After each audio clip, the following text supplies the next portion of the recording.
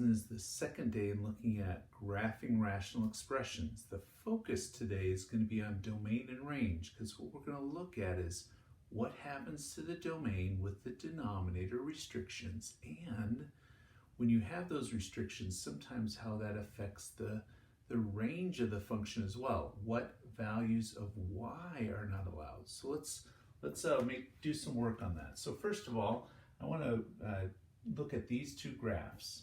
This first graph I'm going to focus on here when I do the graph, remembering that when we look at the denominator restrictions are that we cannot have the denominator equal to 0. So on this, when I look at my domain, I immediately can say that x cannot equal -2 because of that denominator. Now, every other x value we can put into this function, so we'll do that. And when we graph it, you can put this value into your graphing calculator.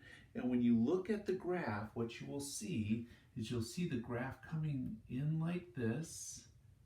And then it's going to come right at -2. It's going to go down, and it's going to treat that as an asymptote, get very close to -2, but it doesn't actually cross it because we're going to have an asymptote right there that the graph gets close to.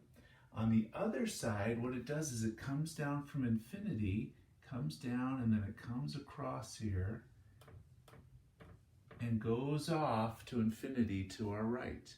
Now the question is, now that we've got the domain that doesn't equal -2, what about the y values? It looks like we cover all the positive y values going off to infinity, all the negative y values going off to -infinity with this part, but in the middle here, which when we look at this, there looks like there's a value here that maybe we don't reach, and that's the case that we never reach 5 here.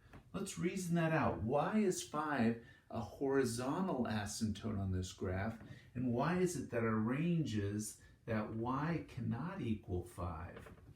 Well, if you look at this equation here, we can never put in a value for x and have this fraction be 0. If we put in a number that would equal 0, then it would be 0 plus 5, we get 5, but since you put in a value for x, it becomes a number, you add it to 5, you can never get 0, you never get to a y value of 5.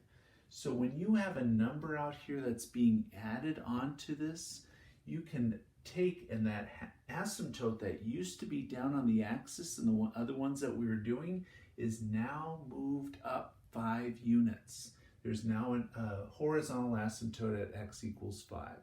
So that's the first piece, is we can look at an asymptote, a horizontal asymptote.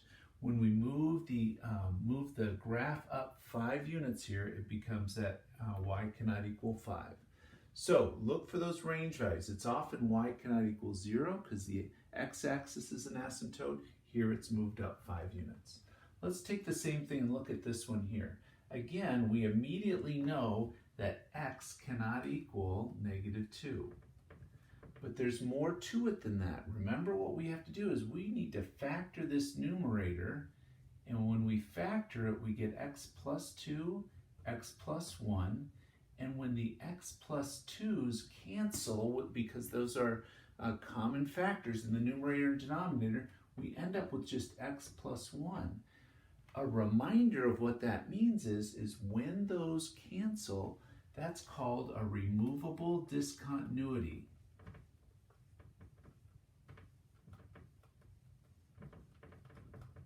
Now that removable discontinuity, we just say is an open dot.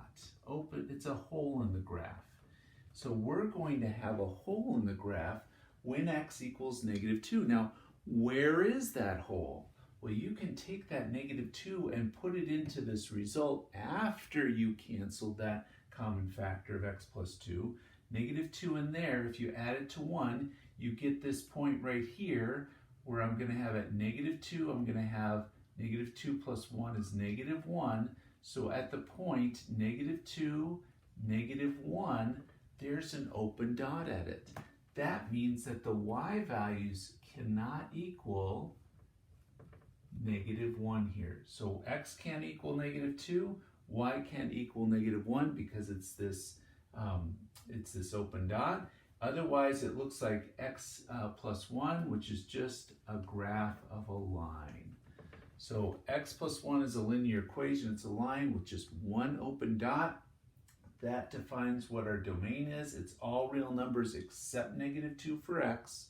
The range is all real numbers except for negative 1 for the y.